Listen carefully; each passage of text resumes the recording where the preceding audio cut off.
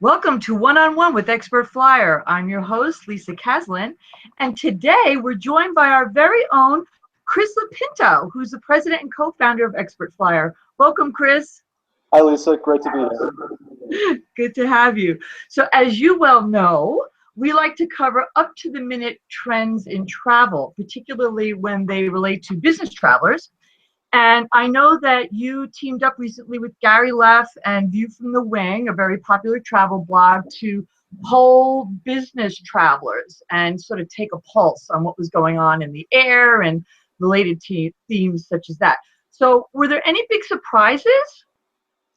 Well, in general, we were really excited about the survey. I mean, with Gary's help, we had a great survey of our very loyal top-tier business travelers, and we found some really interesting trends. Personally, I wasn't surprised by a lot because we live and breathe this stuff on a daily basis. However, there were a couple things, one of which was conversely, the amount of people that actually do take alternative transportation such as rideshare, Uber. We're finding that that's more accepted nowadays by corporate travel agencies and corporate travel departments. So that's interesting to see that adoption on the business side come up as fast as it has. But as I said, conversely, it's also interesting to see how the businesses and the corporate travel departments are adverse to alternative lodging, like the Airbnbs. There's interesting, mirror there. But we I think that the reason is because when it comes to lodging, there's a concept called duty of care, where the company is responsible for the well-being of the business travelers, and as such, they feel more comfortable having them lodge in a traditional hotel that they have more connectivity to or a more experience with than a rental on an Airbnb type site. So that was interesting to see how those two play out. That is very interesting, and I would also say that it probably bodes well for the hotels. At least they still have a target market on the corporate side, right? Because they're losing a lot of business to Airbnb on the consumer side. Well, absolutely. Well, it's also a wake-up call to hotels that it's time for them to innovate, or they will though they will hurt from lack of business. Because eventually, Airbnb and their competition realize that business travel is the way of the future, and they will participate in the GDSs, and they will get their services up to the level that corporate travel managers expect from regular traditional hotel chains. So it's going to happen. It's just a matter of time. It just hasn't happened yet. So the traditional hotel chains, this is their shot across the bow, if you will. They need to do something to compete, whether it's a sub brand or a new way of treating the booking or what have you. But over the next 5 years or so, we're going to see a change, and it's just the beginning. Cool.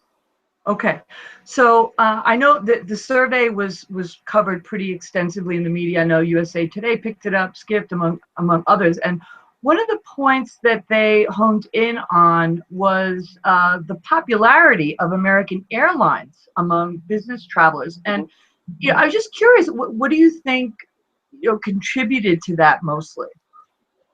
Well, it's interesting. We've been running Expert Flyer now for 11 years, and in that time, we have definitely seen that although travelers don't necessarily always love their frequent flyer programs, American's Advantage program was always the least disliked. I'll put it to you that way, we've seen that Advantage has always looked at their frequent flyers, their travelers as almost partners, not a liability to be managed as some other airlines might. So if you go onto the frequent flyer boards like MilePoint and Flyer Talk and Traveling Better and things like that, you'll always see that people will have maybe a visceral reaction, let's say, to other frequent flyer programs, but not so much to Advantage. I think that goodwill over the last, I guess, 25, 6, 7 years now, how long it's been, that Advantage has been around has led to that. And now the flip side of that is as I've said, it's their game to lose, right? All they have to do is not screw up, and they win by default, compared to maybe what some of their competition might be doing.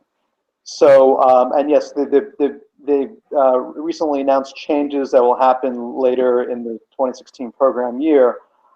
They're, not as bad as people may have predicted, not as good as some might have hoped. Somewhere in the middle, maybe, in terms of what the impact of the changes are going to be. We'll see what happens.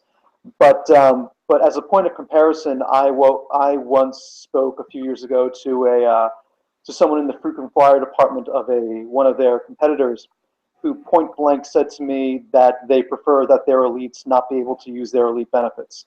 So when compared to something like that, yes, I can understand why the elites of Advantage would be loyal to Advantage. So Okay. You just mentioned something that was going to be my follow-up question regarding American Airlines loyalty program, and it was announced, I think, in November, that they're going to be, I guess, following the pack, if you will, going more towards this dollars spent versus miles flown model. So when that happens, I guess in the second half of this year, do you see the competition shifting? not necessarily, for a couple of different reasons. One, they would, for loyalty to change, there would have to be a reason, right? In psychology, they say that the cost of change, the benefit of changing has to outweigh the cost of changing something, right? So for someone who's traditionally loyal to American Airlines to switch to, say, United or Delta or whatever the case might be, the benefit of doing so would have to greatly outweigh the cost of doing so. And if you first live in a hub city of Americans, say, Dallas or Chicago or even New York or something like that, you'd be hard pressed to change to begin with, especially considering that United pulled out of JFK entirely. So unless you live close to, New York, New Jersey, it's tough. I mean, for the city of Manhattan, it's one thing, but say if you're more northerly or out on Long Island, something like that. But then again, you have to look at what the alternative is, right? So people aren't happy about the changes being made in the United and especially the Delta frequent flyer programs. So maybe people think of it as, well, I'd rather stay with the devil you know. So the other one. It depends, but I don't see a wholesale shifting yet. I mean, I think Advantage frequent flyers had it very good for a very long time. And the changes, although not necessarily desirable, aren't the worst in the world. So, again, it's Americans' game to lose. If they're smart about it, if they make incremental changes that don't show outright disrespect for their existing elite loyal customers, then they should be okay. So, it's too early to tell. We'll see how the first 6 months of 2016 play out, frankly. Okay. So, that's how it's going to be. We'll keep our finger on that one. So oil prices, very, very low. You would assume that ticket prices would follow suit. And at least it's an indicator as to why maybe so many people said that they were going to be doing more traveling this year, right? Do you see any other factors impacting increases in travel this year? Well, first off, regarding the oil prices, it's interesting. Just because the oil prices go down and airline profits go up, it doesn't necessarily mean they're going to pass it along to the consumers. Not only because, if you look at the entire history of the airline industry, it really hasn't made much money, if at all. I mean, with every good year that the airline industry has had, there's been a bad year, right? Think about all the bankruptcies, all the bankruptcies of airlines that exist and all the bankruptcies of airlines that don't exist anymore. So it's a very feast or famine industry, especially in the last 10, 15 years or so. So, if I was an airline executive, I would hoard as much cash as possible in expectation that the oil price is going to shoot through the roof again. That being said, the reason why prices have gone down a little bit, in addition, is because the airlines are now adding more capacity because they're making a higher profit and oil prices are low. So with the added capacity, it holds ticket prices not to go up too high, even stay flat a little bit. Depends upon the markets. In terms of travel trends for 2016, as long as the U.S. economy doesn't tank again, there's been a tepid recovery, but things have been going up. Unemployment has been going down. Corporate earnings have been going up. So there's more money to be spent on travel. So it's reasonable to assume that there's more, that companies are willing to fund the travel and pay for it, and reinvest into new efforts that might require travel, like sales and marketing and things like that. So as long as the U.S. economy holds, travel, especially business travel, should hold as well and increase through 2016. Okay, good. That sounds good.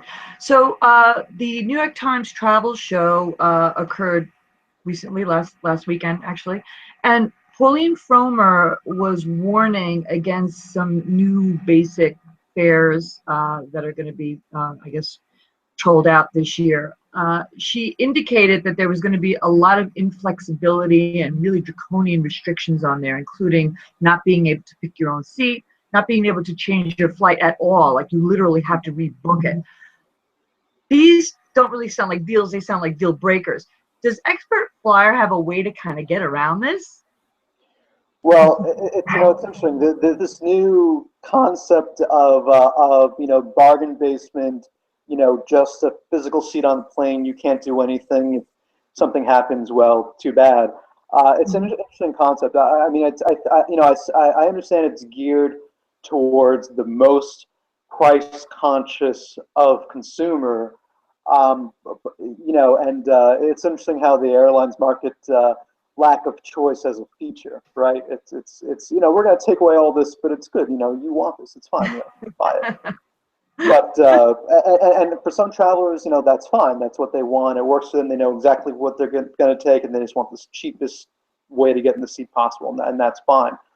But ultimately, if the airlines don't position it properly, or try to use it as a way to lure people in, saying this is the cheapest fare. Oh, but by the way, then there's going to be backlash, and they have to be careful to walk that line, between offering this really bargain basement fare for those who may want it, but not pretending that that's a normal fare when doing price comparison, right? So the airlines really don't like their product to be commoditized. In other words, they don't want everyone to think it's the same, even though they all equally get you from point A to point B safely, right? They all give you a seat on the plane and make sure you get there from A to B safely, right? So in that respect, it is a commodity. Where they can differentiate is with what they call the hard product. The seat, the internet, the onboard experience. How nice it is. Do they give you a snack? Do they give you a soda? Whatever. Things like that. So that that's where this unbundling comes in, where everything that used to be included, like snacks, blankets, a soda, being able to assign, get the seat that you want at the time you're booking, is now separate because they're making too much money with this unbundling now. So, but all that being said, that's why a service like Expert Flyer is very useful, because it gives that transparency that some airlines want to take away from their customers. We show all the published fares. We show what their rules are, what their restrictions are, and what their price is, very simply in an unbiased manner. So this way you are empowered to know what the story is before you go to the airline website and book a ticket. We're not trying to take away the booking experience. We don't want to do that. We don't want to be a travel agent, but we feel that especially nowadays, having a source of unbiased information, especially with fares and seats, is so important to consumers now more than ever. That a service like Expert Flyer is more important now than ever to our customers, who understand the value of what we do and show transparent what some airlines may not.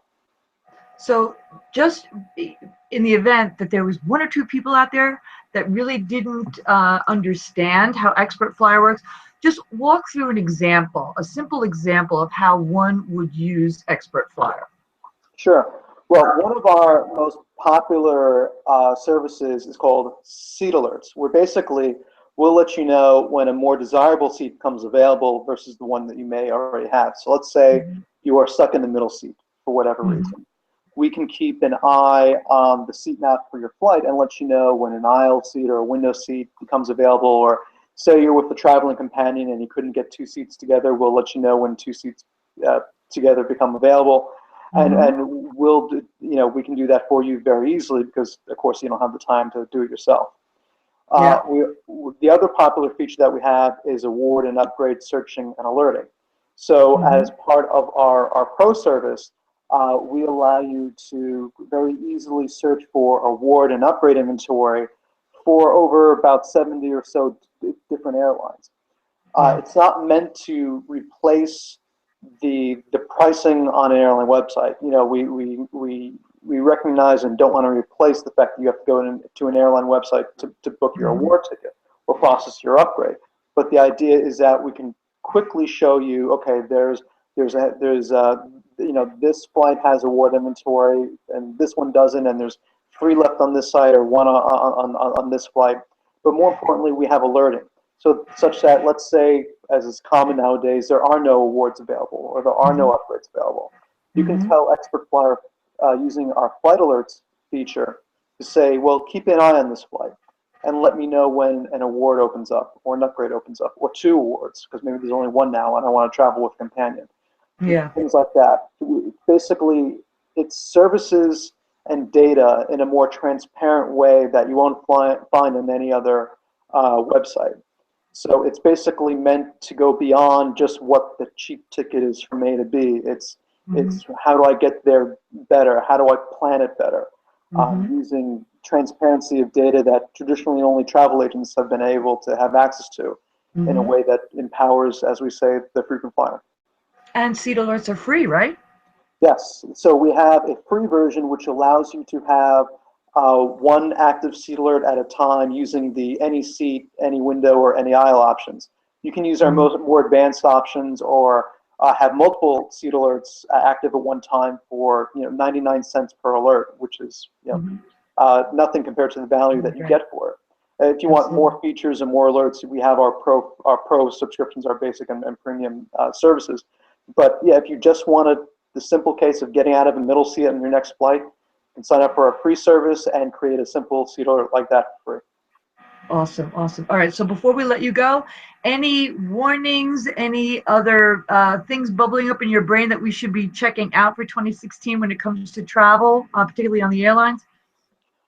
Well, I think we're going to see more of airlines competing for the front of the cabin passengers. I mean, they put a lot of effort into making their business first, and now business first, two Mm-hmm. separate things, and now premium economy products are better. Matter of fact, we heard an announcement from American Airlines not too long ago that they're going to be introducing a separate premium economy cabin on their some of their international flights, which is a Yeah. relative first. Usually, it's more of a section within economy, but this is going to be interesting to watch. Hopefully, some of Mm. that trickles down to the back of the bus, where where airlines realize that their economy passengers should be valued too, and again, like I said before, compete on the hard product, not just make people feel like they're cattle and cattle car on the train. But Absolutely. but once the airlines now don't necessarily have to worry about competition because they've been granted near monopolies. I mean, there used to be what, six major U.S. airlines not too long ago. Now we're down to Or- three, four. So there's less competition. They're making money. They're making a profit even if they don't try because the cost of oil is low. Mhm. So that's not going to, like everything, it goes up and down. So the party's not going to happen forever. And those airlines that laid the groundwork now to treat their customers as partners and not as burdens will reap the benefits when things get tougher again and oil prices go up and things like that in the future. So to the flying customers, I say vote with your wallet. Send the message to the airlines that you want to be treated well no matter where you sit in the plane. Mm-hmm. and that the cheapest ticket doesn't necessarily offer the most value. Mm-hmm. So don't be afraid to vote with your wallet and to make your voices heard with the airlines. Awesome, awesome. All right, well, we're going to drag you back here again because you have a lot of good information. Thank you. Have a great day, Chris. Thanks so much. Thanks, you too, Lisa. Bye-bye.